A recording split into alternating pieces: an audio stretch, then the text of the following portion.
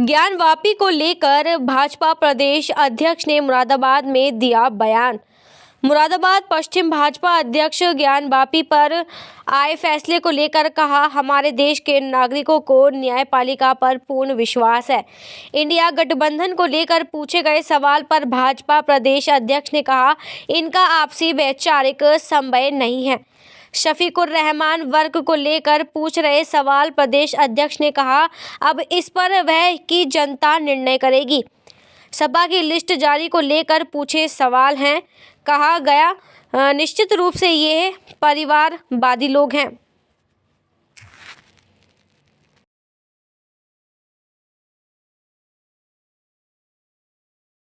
नागरिकों को देश की न्यायपालिका पर पूर्ण विश्वास है और हम सबको धैर्य रखना चाहिए और जो भी न्यायालय का निर्णय हो हम सब लोग उसे स्वीकार करेंगे। सर, न्यायालय ने हिंदू पक्ष को पूजा करने का अधिकार दिया है ज्ञानवापी मस्जिद में, तो एक बड़ी जीत मान रहे हैं?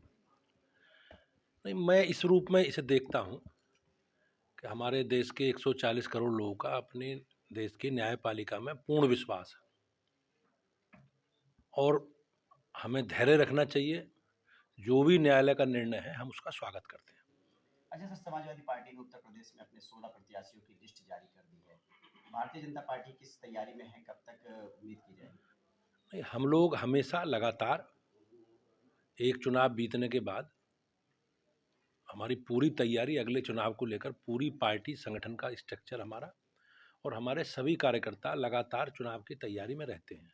हम अपने संगठन स्तर पर पूरी तैयारी हमारी है और जब भी पार्टी प्रत्याशी घोषित करेगी हम मोदी जी के नेतृत्व में अपना पूरा रिपोर्ट कार्ड लेकर, अपना काम का पूरा लेखा जोखा लेकर जनता के बीच में जाएंगे। अच्छा, ये एक सवाल था मेरा। सपा ने 94 साल के व्यक्ति को, मैं भट्ट साहब की बात कर रहा हूँ, फिर से कैंडिडेट बना दिया है, घोषित कर दिया। क्या कहेंगे 94 साल के व्यक्ति के लिए? नहीं, अब इस पर मैं क्या टिप्पणी कर सकता हूँ, ये तो अब वहाँ की जनता को निर्णय करना है।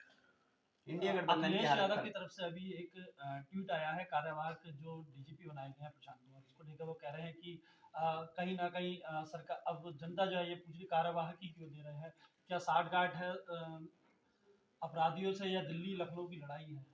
नहीं, ये सरकार की एक व्यवस्था है और अभी डीजीपी रिटायरमेंट हुए हैं, रिटायरमेंट हुआ उनका और सरकार ने किसी को कार्यभार ग्रहण किया है और मुझे विश्वास है जो भी उसकी प्रक्रिया होगी हम सब लोग मतलब सरकार उसे पूरा करेगी। इंडिया गठबंधन में जिस तरह से फूट पड़ी हुई है, उसकी हालत को देख करके क्या कहना चाहिए?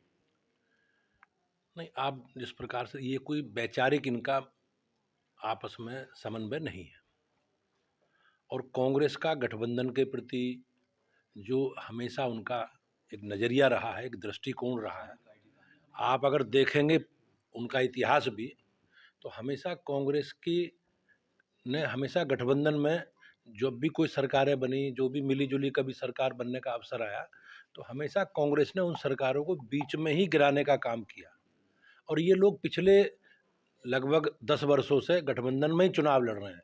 लेकिन चुनाव के बाद गठबंधन कहाँ जाता है, ये लोग क्या करते हैं, तो ये केवल चुनावी गठबंधन है, चुनाव के लिए गठबंधन है, अपने परिवार को बचाने के लिए गठबंधन है और जो अनैतिक काम किए, एक भाई भतीजे के आधार पर इन्होंने जो पूरा एक भ्रष्टाचार किया है, उसको बचाने का गठबंधन है। लेकिन देश की जनता, प्रदेश की जनता सब जानती है और प्रदेश की जनता का, देश की जनता का गठबंधन मोदी जी से है।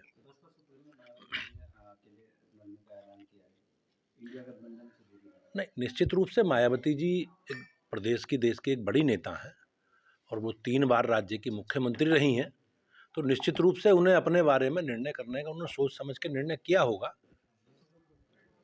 ईडी की जांच पर सवाल उठाए जा रहे हैं। मुझे ऐसा लगता है, आप लोग देखते होंगे, अब जब लालू यादव जी जब पहली बार चारा घोटाले में गिरफ्तार हुए तो उस समय किसकी सरकार थी?